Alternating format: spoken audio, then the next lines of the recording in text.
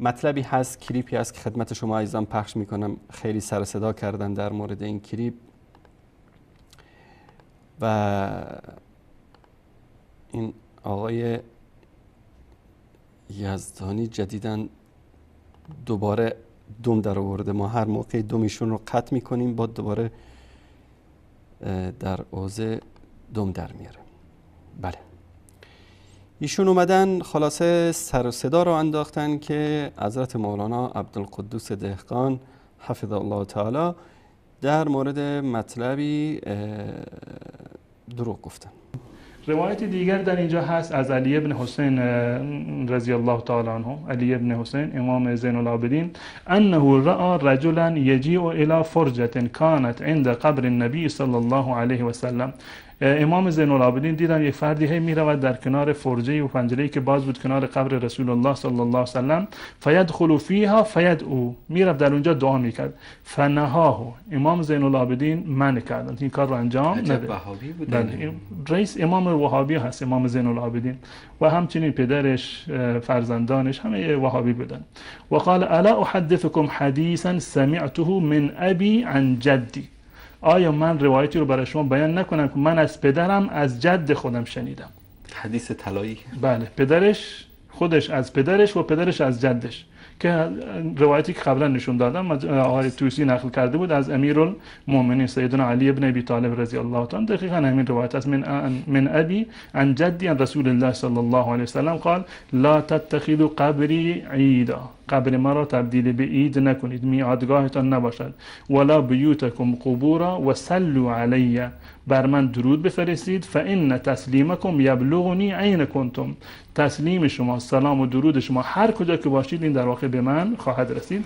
رواه فی المختاره، که در المختاره این رو نقل کرده و این روایت در مصنف ابن ابی شیبه اومده و جالب است در مصنف ابن ابی شیبه بعد از این که این روایت رو ذکر کرده بود جلد 2 صفحه 268 یک نقطه خیلی جالبی رو داره و میگه و کان ولکن الشیعة الامامیه و بعض المتصوفه بنوا المساجد فی قبور الصالحین و هم ينذرون لها النذور و یشدون الیها الرحال.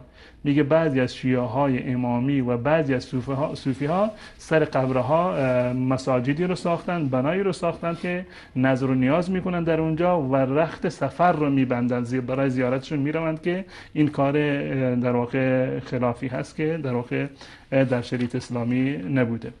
بسیار خوب. حاشا و کلا که امام سجاد علیه السلام و احدی از ائمه اهل بیت کوچکترین قرابت و نزدیکی داشته باشند به عقاید پلید و خبیث و شیطانی محمد ابن عبدالوهاب و ابن تیمیه.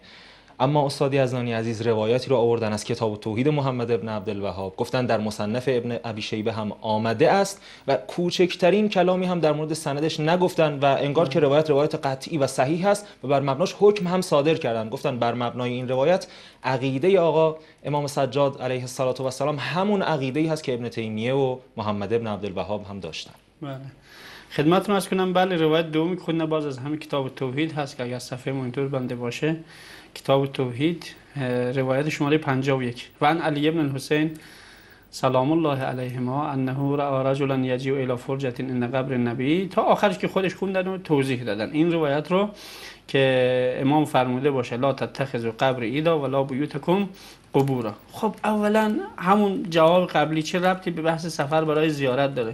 شما اومده بودید سفر برای زیارت رو تحریم کنید، خب این روایت چه ربطی به بحث سفر برای زیارت داره؟ ثانیاً خدمتتون عرض کنم که در همین جا اگر مرد بودید، اگر جرأت داشتید پاورقی رو نشون میدادید که رواه فی المختاره، همون پاورقی رو نشون میدادید، میشه هازا حدیثون ضعیفون، این حدیث ضعیفی است و حدیث صحیح نیست و نمیتونه این حدیث به هیچ وجه صحیح باشه. ولی خب اینا بدبخت بیچاره ها از یک اول خود محمد ابن عبدالوهاب اینقدر سواد نداشته که به یک روایت صحیح استدلال کنه.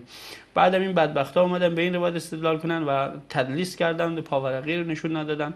این روایت حتی در منابع اهل سنت هم سندش ضعیفه. روایتی که از منابع شیعه هم آوردن که اصلا هیچ ارتباطی نداشت، از نظر سندی هم کاملا ضعیف بود. این هم حدیث ضعیف و این هم تدلیس اینها که پاورقی رو نشون ندادن.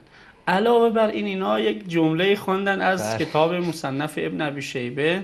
حالا من این همین روایت در مصنف ابن ابی شیبه نشون میدم ولی ایشون جرئت نکرد نشون بده روایت امام زین العابدین علیه السلام رو در کتاب مصنف ابن ابی شیبه. مصنف ابن ابی شیبه با تحقیق ابی محمد اسامه ابن ابراهیم ابن محمد المجلد الثالث کتاب العیدین و جامع الصلات نشر فارغ الحدیثیه در قاهره چاپ اول چاپ 1429. کل مشخصات کتاب رو بینندگان عزیز میبینن. در صفحه شماره 329 همون روایتی که سندش اینجا محقق میگه اسناده ضعیف از امام علی ابن الحسین، همون روایتی که در کتاب توحید محمد ابن عبدالوهاب هم بود. اما تا آخر این روایت ایشون یک جمله از آخرش خود که من نتونستم پیدا کنم. در هیچ نسخه از نسخه های کتاب المصنف چنین جمله‌ای نبود که ایشون در ادامهش گفتن که نمیدونم ابن ابی شیبه گفته که جوری گفتن که انگار قول ابن ابی شیبه هم هست. من که اینجوری فهمیدم که قول من پیدا نکردم، حتی در نظر محققین من پیدا نکردم. حالا ایشون میتونه نشون میده که خدمتتون از کنم گفته باشه امامان شیعه یا لکن شیعه الامامیه و بعض المتصوفه یقولون ان نمیدونم شد رحال چی. حالا یه بار جملهشو پخش کنید. بسیار عالی. حالا دقیقاً ببینیم چی گفته، چه دروغی گفته اینجا. ایشون گفتن این روایت رو مصنف ابن ابی شیبه هم نقل کرده و در ادامهش یک کلامی داره. یعنی ظاهر کلام ایشون این هست که بله خود ابن ابی شیبه در ادامه نقل این روایت یه سری اقوالی رو نقل کرده. حالا با هم دیگه باز هم ببینیم ادعای ایشون رو در خدمتتون خواهیم بود. جدی رسول الله صلی الله علیه وسلم قال لا تتخذوا قبری عیدا، قبر ما را تبدیل به عید نکنید، میعادگاهتان نباشد. ولا بیوتکم قبورا و صلوا علی، بر من درود بفرستید. فان تسلیمکم یبلغنی عین کنتم، تسلیم شما سلام و درود شما هر کجا که باشید این در واقع به من خواهد رسید. رواه فی المختاره که در المختاره این رو نقل کرده و این روایت در مصنف ابن ابی شیبه اومده و جالب است در مصنف ابن ابی شیبه بعد از این که این روایت رو ذکر کرده بود جلد 2 صفحه 268 یک نقطه خیلی جالبی رو داره و میگه و کان ولکن الشیعه الامامیه و بعض المتصوفه بنوا المساجد فی قبور الصالحین و هم ينظرون لها النذور و یشدون الیها الرحال. میگه بعضی از شیعه های امامی و بعضی از صوفی ها سر قبرها مساجدی رو ساختن، بنایی رو ساختن که نظر و نیاز میکنن در اونجا و رخت سفر رو میبندن برای زیارتشون میروند که این کار در واقع خلافی هست که در واقع در شریعت اسلامی نبوده. بسیار خب، باز هم دیدیم ادعای دروغ ایشون رو و تدلیس ایشون رو که گفتن ابن ابی شیبه در ادامه نقل این روایت یک عبارتی رو آورده که خیلی جالب هست، نکته مهمی هست. لكن الشیعة الامامیه و بعض المتصوفه بنوا المساجد فی قبور الصالحین تا آخر کلامشون که این در هیچ کدوم از نسخه های مصنف ابن ابی شیبه از قول ابن ابی شیبه نقل نشده و این تدلیس و دروغ واضح آقای عبدالقدوس دهقان هست، اضافه میشه به دروغ های دیگر ایشون.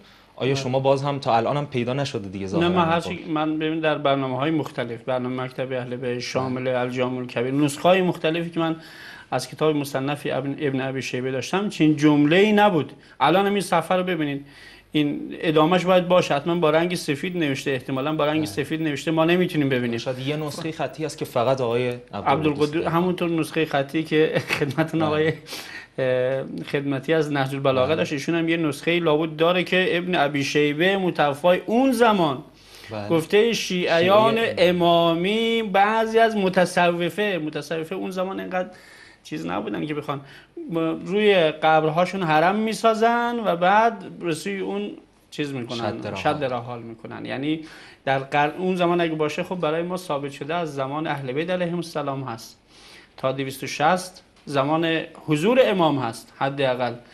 ایشون متوفای 220 یا 235 هست، متوفای 235 هست. اگر در زمان اهل بیت علیهم السلام چنین چیزی باشه که خیلی برای ما حجت کافیه. ولی خب متاسفانه ایشون تدلیس میکنه، دروغ میگه. بازم میگم آقای عبدالقدوس دهقان، به خدا ما که نفهمیم از کجا نقل کرد، یه بار به ما نشون بده اینو. یک بار در کتاب مصنف ابن ابی شیبه نشون بده که ابن ابی شیبه چین جمله رو نقل کرده باشه و گفته باشه. بله. این دروغ است که تو میگی، من قسم میخورم تو داری دروغ میگی، پیدا نمیتونی بکنی. اگه پیدا میکنی بده ما نشون بده. ها؟ بله. در کتاب مصنف ابن ابی شیبه چین جمله وجود نداره مگر یک محققی در پاورقی گفته باشه که من اون تحقیقاتی که من داشتم چین جمله ایشون نبود. هم نگفتن قول محقق، گفتن از در خود ادامه نقل روایت. از خود ابن ابی شیبه نقل کردن. بله. جستجو زدم در برنامه‌های مختلف این جملات شد. در اینترنت جستجو زدم، یعنی در گوگل جستجو زدم، گفتم شاید یک کسی این جمله رو گفته باشه. در اینترنت هم من پیدا نکردم این جمله‌ای که ایشون نقل کردن. دروغ میگی، دروغ میگی، دروغ میگی و لعنت الله علی الکاذبین. دیگه چی بگیم؟ کاملا صحیح، کاملا. بله، این بود این دوتا علاقه مازغه شبکه ولایت که گفتم جدیدن هر موقعی که ما دوم این یزدانی رو قطع میکنیم با دوباره این دوم در میاره. این آخونده احمق بی سواد بی شعور، من وقتی این کلمات رو در مورد اینا بینندگان ناراحت نشن، چون وقتی که کسی عمامه و عبا و قبا سرش میکنه، یک پسوند و پیشوندی هم برای خودش درست میکنه، خب باید کمی عقل و شعور و سواد داشته باشه.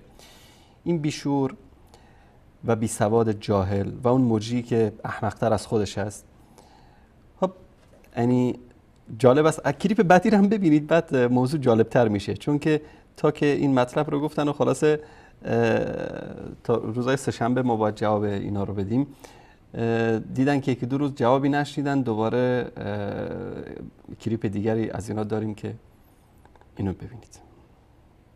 سلام علی من اتبع الهدی.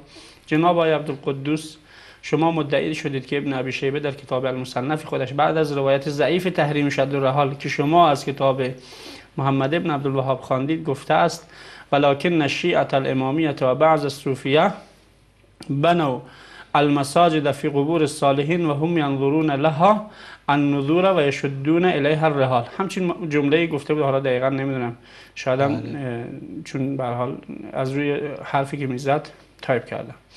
اما بعد از جستجوی فراوان بنده و دیگر همکاران ما در شبکه ولایت چنین جمله‌ای در هیچ یک از چاپ‌هایی که ما در اختیار داشتیم وجود نداشت. لطفاً بفرمایید این جمله را در کتاب در کدام چاپ، حالا این کتابشو در کدام چاپ از چاپ‌های مصنف ابن ابی شیبه. خلاصه نامه فرستادن که شما دروغ گفتید و فلان الان. حالا یک مطلب دیگری هم من خدمت شما از همون کلیپ اولی که اینا داشتن نشون بدم. مطلب رو وقتی که حضرت مولانا ذکر میکنن اینجا دیگر در اینجا هست، از علی ابن حسین دعا میکرد فنهاه، بیان نکنن که من از پدر قبری عیدا. ابن ابی شیبه میعادگاهتان نباشد ولا بیوتکم قبورا و صلوا علی، بر من درود بفرستید فان تسلیمکم یبلغنی عین کنتم، تسلیم شما، سلام و درود شما هر کجا که باشید این در واقع به من خواهد رسید. رواه فی المختاره که در المختاره این رو نقل کرده و این روایت در مصنف ابن ابی شیبه اومده و جالب است در مصنف ابن ابی شیبه بعد از این که این روایت رو ذکر کرده بود جلد 2 صفحه 268 حضرت مولانا میفرمایند در کتاب ابن ابی شیبه وقتی که این روایت رو ذکر، بعد از این روایت دقت بکنید یک بار دیگه من این جمله رو خدمتتون، کلیپ هم کلیپ خودشون است. ابن ابی شیبه اومده و جالب است در مصنف ابن ابی شیبه بعد از این که این روایت رو ذکر کرده بود جلد 2 صفحه 268 یک نقطه خیلی جالبی رو داره و میگه در مصنف ابن ابی شیبه ولكن الشیعة الامامیة و بعض المتصوفة بنوا المساجد في قبور الصالحین و هم ينذرون لها النذور و یشدون الیها الرحال. میگه بعضی از شیعه های امامی و بعضی از صوفی ها سر قبرها مساجدی رو ساختن، بنایی رو ساختن که نظر و نیاز میکنن در اونجا و رخت سفر رو میبندن، برای زیارتشون میروند که این کار در واقع خلافی هست که در واقع در شریعت اسلامی نبوده. بسیار خوب، هاشا و کلا. بله، بینندگان عزیز گرامی، این بود 2 تا کلیپ از اینا که خلاصه سر صدا را انداختن که همونطوری که دیدید حضرت مولانا فرمودن که این مطلب جز روایت هست. گفتم بعد از ذکر این روایت در مصنف ابن ابی شیبه مطلب جالبی رو دیدن که این مطلب همونی است که اینا ادعا کردن که اعوذ بالله حضرت مولانا دروغ گفتن در اینجا. حالا ما این مطلب رو من اول از کتاب در مورد روایتی که میگه ضعیف هست، درسته اینجا 2 روایت هست به همین مفهوم، به همین معنا، یکیش ضعیف است و دیگری صحیح است. متن یک متن است و همون روایتی که ضعیف است اون ذکر میکنه که محمد ابن عبدالوهاب آورده، اون به خاطر که از علی ابن الحسین هست، اون روایت ذکر میکنه که در نزد اهل سنت ضعیف است، اما همین با همین موضوع و با همین مطلب حدیث صحیح هم هست که روایت دومی است که در کتاب ذکر شده. اما دوستان عزیز این کتاب رو نشون بدن. این کتاب المصنف است فی الاحادیث و الآثار لحافظ عبدالله بن محمد بن ابی شیبه الکوفی، متوفای 235، المجلد الثانی. اینم مصنف ابن ابی شیبه است. صفحه بعدش دارالفکر هم اینو چاپ کرده، علق علیه الاستاذ سعید اللحام که با تعلیق استاد سعید اللحام هست. این بیروت لبنان دارالفکر این کتاب رو چاپ کرده. در این کتاب در صفحه 268 این کتاب وقتی که این روایت در اینجا ذکر میشه، مطلب 211 فی الصلاة عند قبر النبی و اتیانه، در اینجا لا تتخذوا قبر عیدا ولا بیوتکم قبورا و صلوا علیه فان صلاتکم تبلغنی حیث ما کنتم.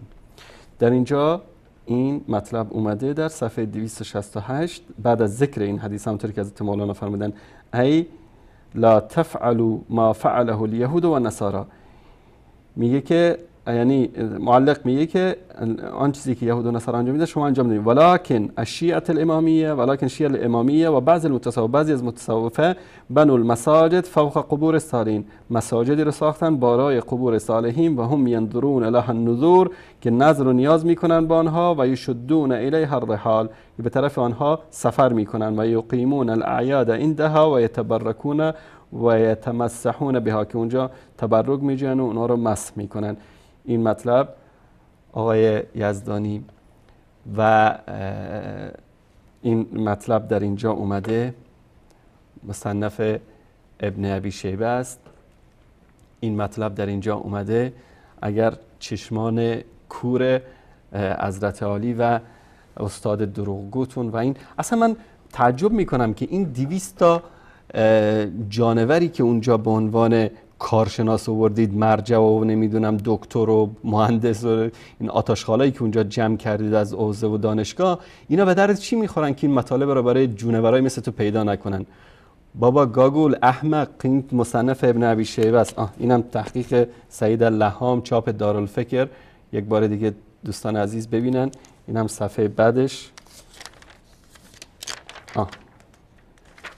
اینم در اینجا همون مطلب در صفحه 268 که بعد از ذکر این روایت در اینجا تعلیقی داره که این ولکن شیعه الامامی و بعد المتصوفه، این مطلب در اینجا اومده.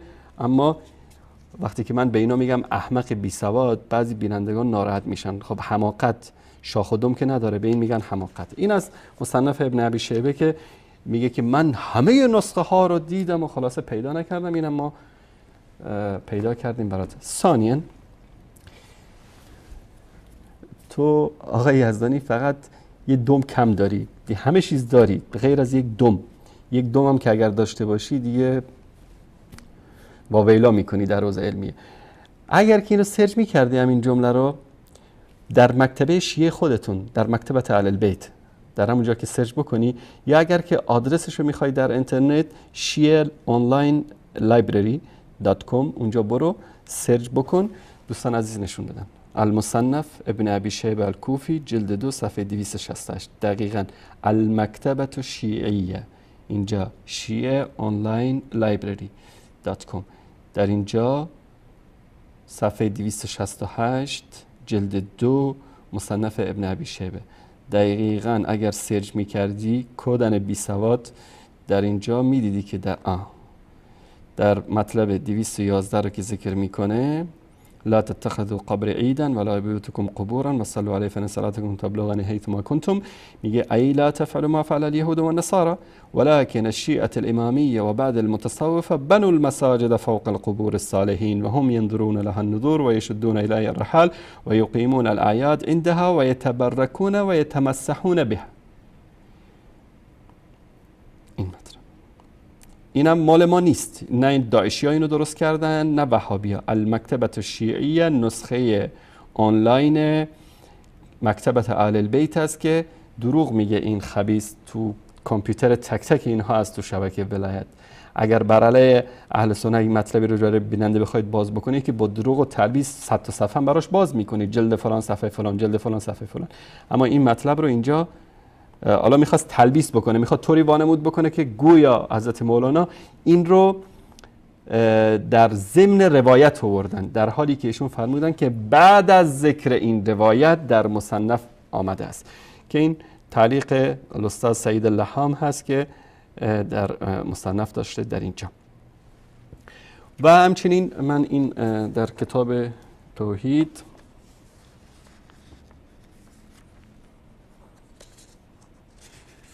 بله اینم کتاب توحید است. دوستان عزیز اگر که نشون بدن کتاب توحید محمد ابن عبدالوهاب تمیمی، اینم در صفحه 160 باب ما جاء فی حمایت المصطفى توحید در اینجا این مطلب اومده ولا تجعلوا بیوتکم قبورا ولا تجعلوا عن قبر عیدا وصلوا علیه فان صلاتکم تبلغنی حیث ما کنتم.